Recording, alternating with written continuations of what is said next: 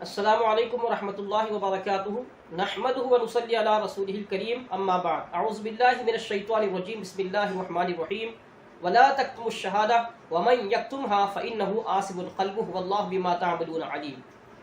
محترم ناظرین کرام، آپ تمام حضرات بخوبی واقف ہیں کہ کل بلدی انتخابات ہونے والے ہیں اور تمام شہریان کو اپنا حق رائے دہی کا استعمال کرنے کا موقع ہے۔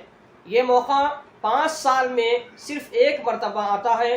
اس موقع کو ہم غنیمت جانیں اور اپنے حق رائے دہی کا صحیح جگہ استعمال کریں۔ دین اسلام نے ہی ساری دنیا کو جمہوریت کا نظام دیا۔ دنیا بھر میں آج جہاں کہیں جمہوریت باقی ہے، جمہوری نظام قائم ہے، تو وہ دین اسلام کے مرہون ملت ہے۔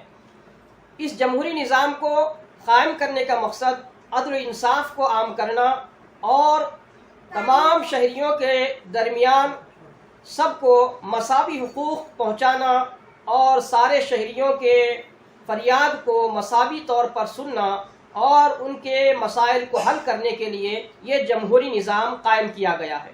قرآن مجید فرقان حمید میں گواہی کو چھپانا اور گواہی کا غلط استعمال کرنا اس کو گناہ قرار دیا گیا ہے۔ ارشاد ہوتا ہے وَلَا تَكْتُمُوا الشَّهَادَةَ، اور تم گواہی کو نہ چھپاؤ۔ وَمَن يَكْتُمْهَا فَإِنَّهُ آثِمٌ قَلْبُهُ، اور جو گواہی کو چھپائے اس کا دل اندر سے گنہگار ہے اور اللہ تعالیٰ تمہارے کاموں کو دیکھتا ہے۔ تو ووٹ کی شرعی حیثیت بھی ایک گواہی کی ہے۔ گواہی جانچ پڑتال کر کے دینا چاہیے، ایسے نہیں کہ کسی کے کہنے پر گواہی دی جائے۔ گواہی دراصل جس نمائندے کے حق میں ہم استعمال کرتے ہیں وہ اس بات کی شہادت ہے کہ ہم نے جس نمائندے کے حق میں اپنا رائے حق دہی استعمال کیا ہے وہ نہایت ہی امانت دار ہے، دیانت دار ہے اور لوگوں کے مسائل کو حل کرنے والا ہے، لوگوں کے مسائل کی بجا طور پر نمائندگی کرنے والا ہے۔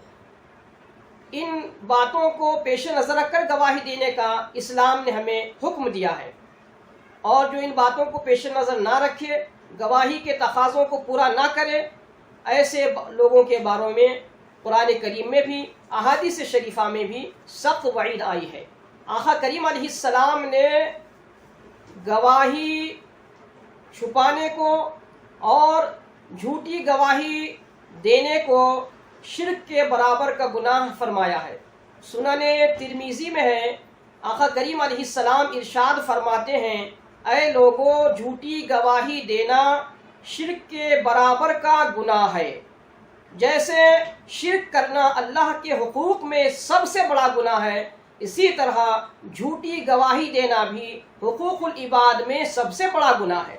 تو یہ ذمہ داری ہے ہماری کہ ہم اپنی گواہی، ہماری شہادت کا جہاں استعمال کریں وہ پورے طور پر ہم اس کو جانچ پڑتال کر کے استعمال کریں۔ یقیناً یہ ہماری ذمہ داری ہے کہ ہم اپنا رائے حق دہی کو صحیح استعمال کریں۔ اگر ہم اپنا رائے حق دہی صحیح استعمال نہ کریں گے تو اللہ کی یہاں باز پرس ہوگی۔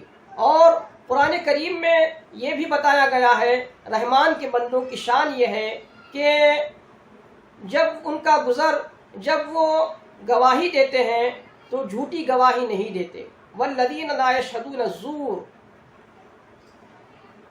وہ جھوٹی گواہی نہیں دیتے اور جھوٹ کے گواہ نہیں بنتے، اور جب کسی لہو و لعب والی چیز پر سے ان کا گزر ہوتا ہے تو بالکل شریفوں کی طرح گزرتے ہیں۔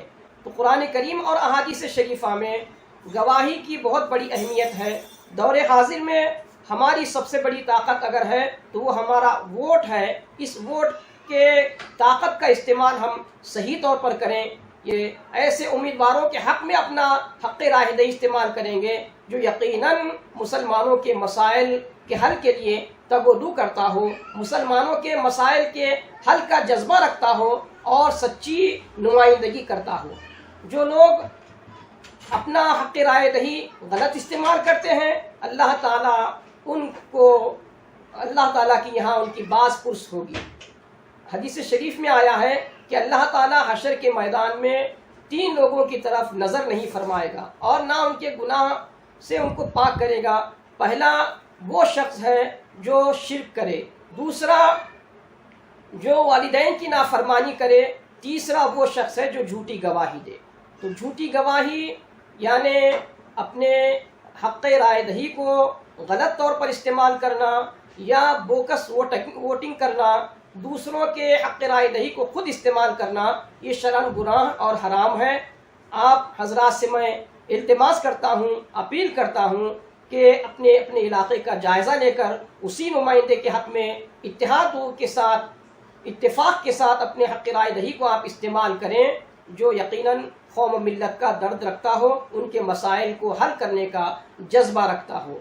मैं उम्मीद करता हूँ कि आप हजरात अपने हक़ राय दही को अहकाम इलाही के मुताबिक सच्चाई के लिए और सच्चाई को कायम करने के लिए और मज़लूमों के मदद के लिए जो लोग आवाज़ उठाते हैं उनके हक़ में इस्तेमाल करेंगे और अपने हक़ राय दही को गलत इस्तेमाल नहीं करेंगे। जो लोग अपने हक़ राय दही को का गलत इस्तेमाल करते हैं यकीनन वो गुनहगार हैं।